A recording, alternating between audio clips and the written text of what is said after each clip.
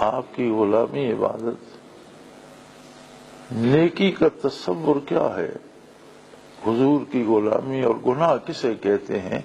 آپ کی نافرمانی۔ زندگی کا کوئی شعبہ ہو، کوئی حصہ ہو، اور بڑا بد نصیب ہے وہ شخص جس نے اللہ کی زمین پر سانس لیا، اس سورج کی دھوپ استعمال کی، ان فضاؤں ان ہواؤں میں جیا، اور محمد الرسول اللہ صلی اللہ علیہ وسلم سے آشنا نہ ہو سکا اور آپ پر ایمان نہ لا سکا۔ اس سے بڑا بدبخت دنیا میں کوئی نہیں۔ اور پھر جسے ایمان نصیب ہوا، اللہ اس پر رحم کرے کہ وہ حق کی محبت ادا کر سکے۔ اس بارگاہ میں ضروری نہیں کہ آپ کروڑوں روپے دے کر شفقت خریدیں، یہ ضروری نہیں کہ آپ سر کٹا کر ہی شفقت خریدیں۔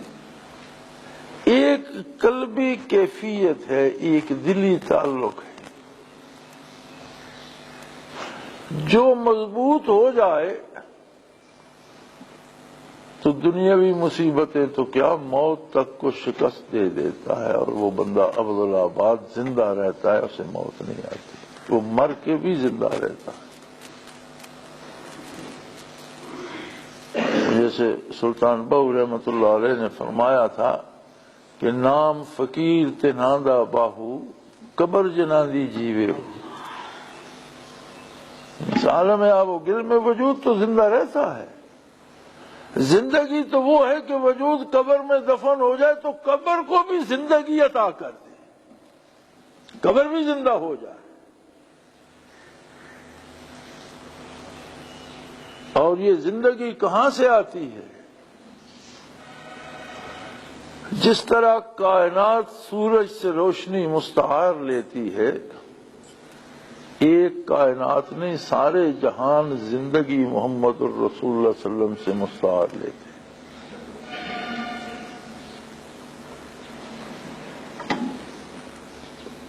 اللہ کا وہ محبوب جس پہ اللہ درود بھیجتا ہے، اللہ کے فرشتے درود بھیجتے ہیں، اور اللہ دعوت عام دے رہا ہے، فرماتا ہے جنہیں ایمان نصیب ہوئے میرے اور میرے فرشتوں کے ساتھ شامل ہو جاؤ، تم بھی درود بھیجو۔ چہ نسبت خاک را با عالم پاک، ہم کیا، ہماری مشت غبار کیا، ہماری حیثیت کیا،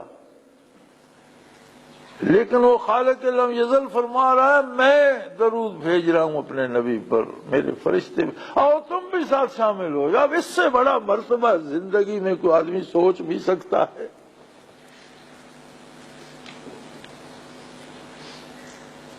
آپ اللہ کی عبادت کرتے ہیں تو اللہ نے اس میں اتحیات میں درود شامل کر دیا۔ آپ قرآن پڑھتے ہیں تو اس میں درود کے احکام شامل فرما دیے۔ قدم قدم پر ایک ایک عمل کے ساتھ محمد الرسول اللہ صلی اللہ علیہ وسلم کی یاد کو وابستہ کر دیا۔ مومن کے ہر سانس کی آمد و شد کے ساتھ محمد الرسول اللہ صلی اللہ علیہ وسلم کی یادیں وابستہ ہے۔ یہ کام کرنا ہے، کیسے کرنا ہے، جیسے حضور نے فرمایا، یہ نہیں کرنا، کیوں نہیں کرنا، حضور نے منع کر دیا۔ یعنی ہر شب و روز کے تمام امور کے ساتھ اس ایک ہستی کی یادیں وابستہ ہیں۔ اور یہ کتنا بڑا مقام ہے کہ کہاں وہ بارگاہ جہاں فرشتے بھی مؤدب ہو کر حاضر ہوتے ہیں، اور کہاں ہماری حیثیت، ہم ہیں کیا؟ ہم تو وہ لوگ ہیں جنہیں کوئی جانتا بھی نہیں، جنہیں کوئی پہچانتا۔ ہم تو زندگی گھسیٹ گھسیٹ کر گزار رہے ہیں، کبھی کھانا مل گیا، کبھی ملا نہیں، چند دن صحت میں گزر گئے، 10 دن بیماری میں گزر گئے، کبھی کسی نے بلا لیا خوش ہو گئے، کبھی لوگوں نے نظر انداز کر دیا۔ ہماری حیثیت کیا ہے، ہمارا بنتا ہے، ہم سے کسی کو ملتا کیا ہے؟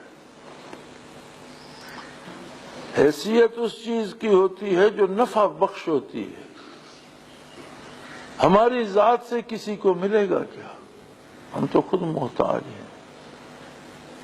لیکن اگر وابستہ ہو جائے اس بارگاہ کے ساتھ اور غلامی کا حق ادا کر دیں تو ایک لمحہ آتا ہے کہ انسان فنا ہو جاتا ہے، جسے صوفی فنا فی الرسول کہتے ہیں، کہ بندے کا وجود باقی ہے، چلتا پھرتا ہے، لیکن اس کے ارادے، اس کی منشا، اس کی حرکات و سکنات فنا ہو گئی آقا نامدار صلی اللہ علیہ وسلم کی منشا عالی میں.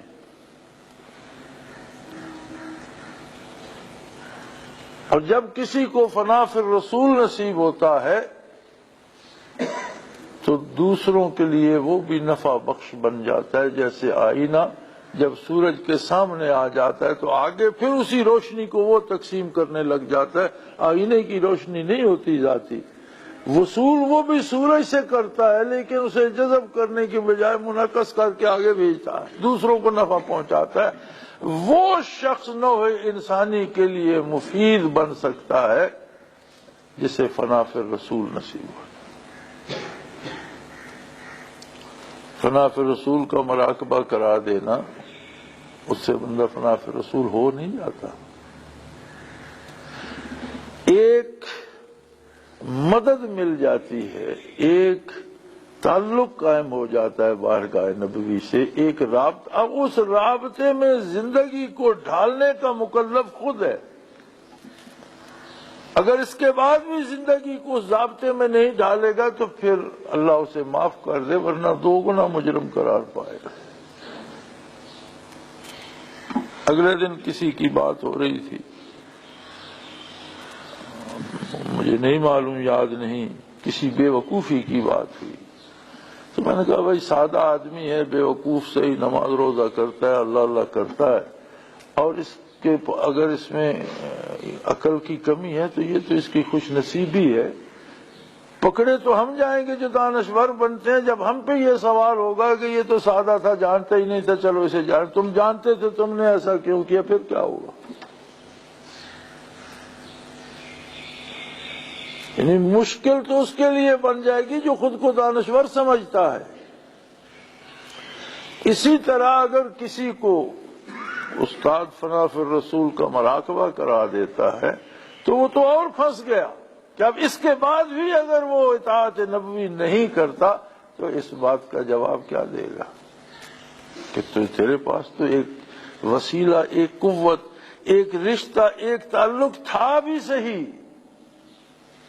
کہ تو اس رنگ میں خود کو رنگنے کی بھرپور کوشش کرتا، تو اتباع کے لیے مجاہدہ کرتا، محنت کرتا، حلال کھاتا، سچ بولتا اور اللہ کی زمین پر اللہ کی اطاعت کرتا.